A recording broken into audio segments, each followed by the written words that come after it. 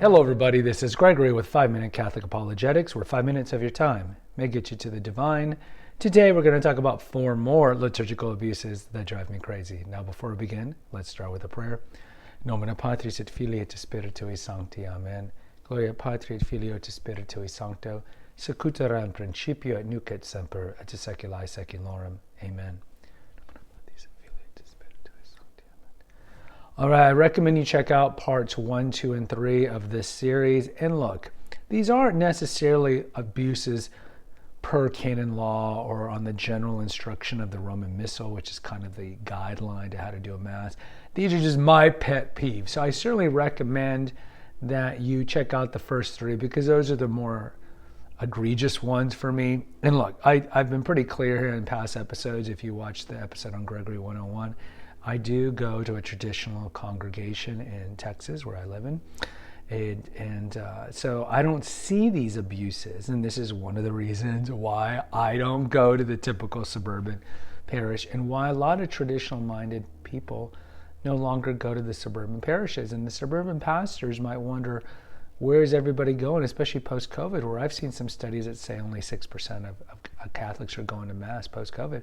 But you certainly see it in the suburban parishes because the suburban parishes lack the sacred space. And you can juxtapose that with traditional parishes, whether it be Ecclesia Dei or even SSPX, Ordinary de Chair St. Peter, or whatever, Institute of Christ the King. They're blooming. There's tons of young families and so forth. Why? Because there's still an element of the sacred. Either way, so let's get going here. I'm sorry, I'm still a little under the weather here. So number 1, in no particular order, of course, would be banners. Why do we still have banners in the church? I feel like a lot of these banners are felt banners, and they were made in like my arts class in 8th grade at St. Thomas More Catholic Church in school where I went to. I mean, I don't get this. We're not... And this goes back to part 1. We are not in the 1970s listening to folk music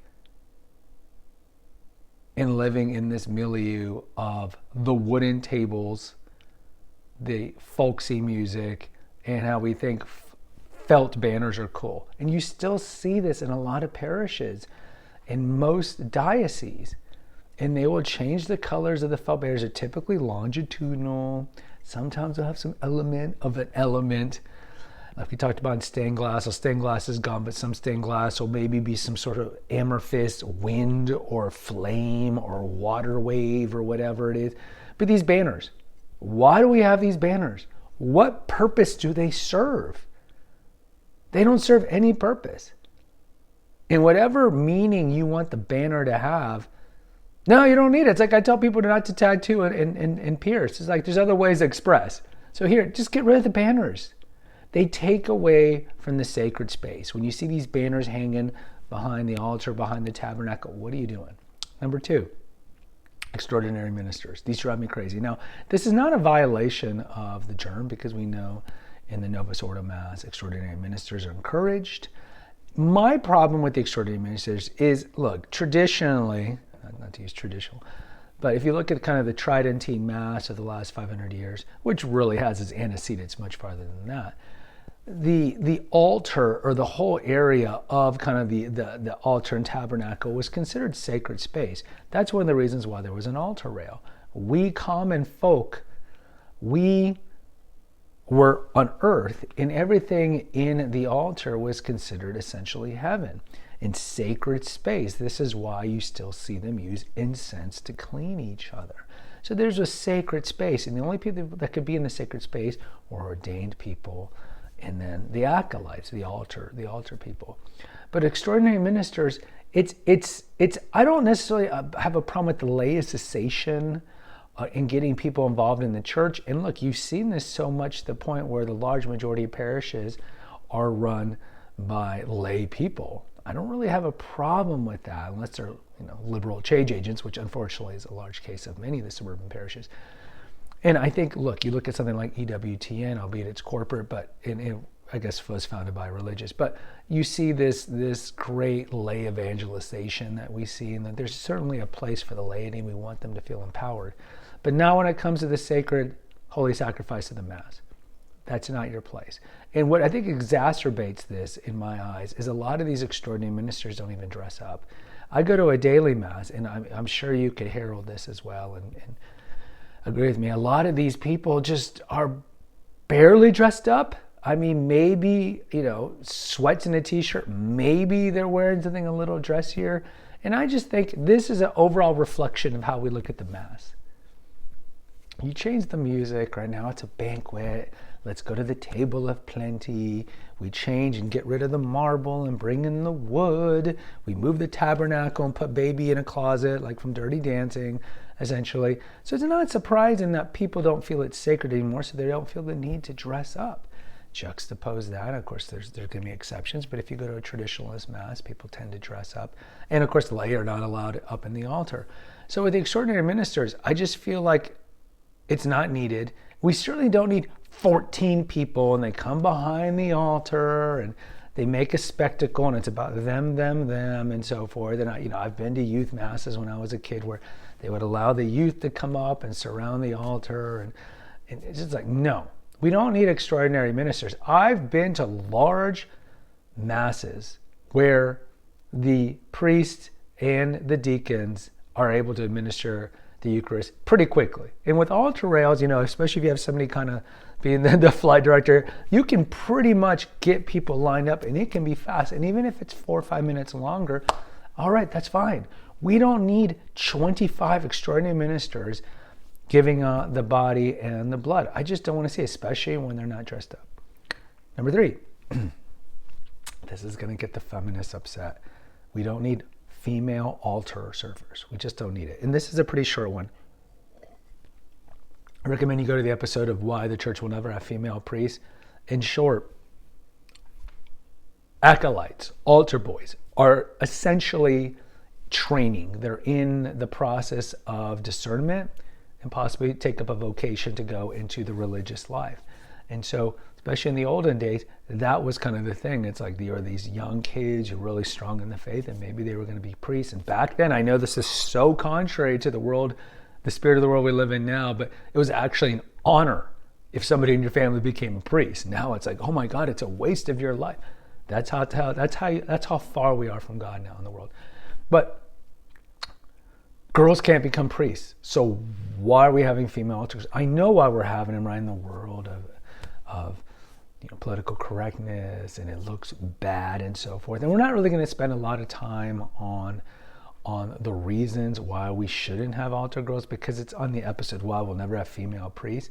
But there's no reason to have female altar girls. God bless the girls. There's a lot of great administrative roles, and you can be a CTD teacher, and you can be one of these lay parish administrators, and certainly the church has known to have very strong female role models in the form of the saints, or if you want to go to Sister Angelica and EWTN, and of course the most sublime human, the Virgin Mary. But no, there's no reason to have female altar servers. Number 4, the priest as an MC, and I think maybe I mentioned in one of the other episodes, but this drives me crazy.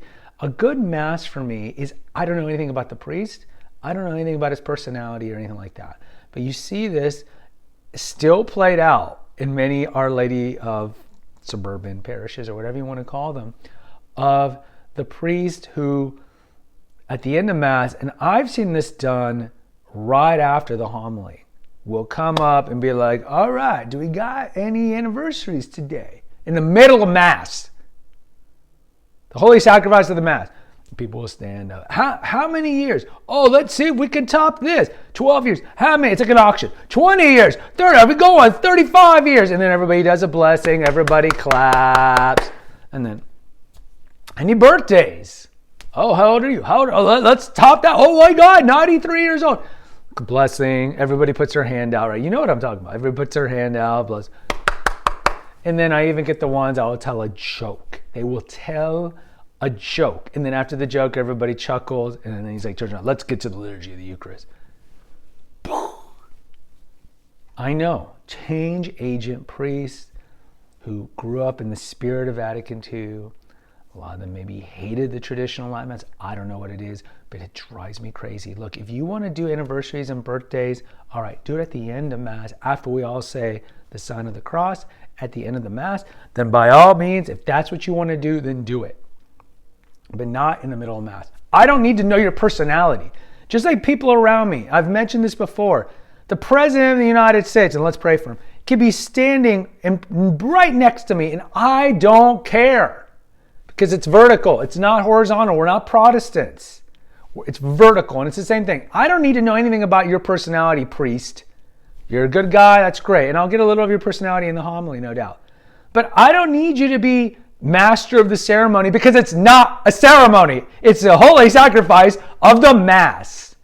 And lastly, I just wanted to say that, because this is a coda, because I probably won't do a part 5, is I never want to see churches closing ever again. It was a shame and it was a disgrace by our pusillanimous leadership in the USCCB and honestly in the Vatican to close churches. We didn't close churches in the bubonic plague of the 14th century and other later plagues. We didn't close it during the Spanish influenza of over 100 years ago. Don't ever do it again. Never again close the church. It's always essential. Sacraments are always essential. I know our anti-Christian, progressively militant anti-Christian government thinks that it's not essential service. You and I know better. And any Catholic liberal who doesn't think it's essential, that's why you're a Catholic liberal. But don't close the churches ever again. I know this is a shock, but how about this? Give people the freedom. I know this is shocking. Freedom of choice. They want to go to Mass, let them have Mass. And the priest, look, be a coward all you want. Your job is to administer sacraments, right? Feed my sheep, tend to my sheep. Your job is to be a shepherd and a role model. So I don't care if you're a priest that's scared to get COVID. I don't care. That is your job. Keep the churches open. And if people want to go to church because they actually believe that it's important to receive the sacrament, heaven forbid, then they should receive it. Freedom of choice. Okay, that's all I have to say. Guys, please post in the comments. Let me know if you agree or disagree. Please hit the notification, subscribe, and share button. Share with like-minded people. Until next time, take care, God bless, and pray.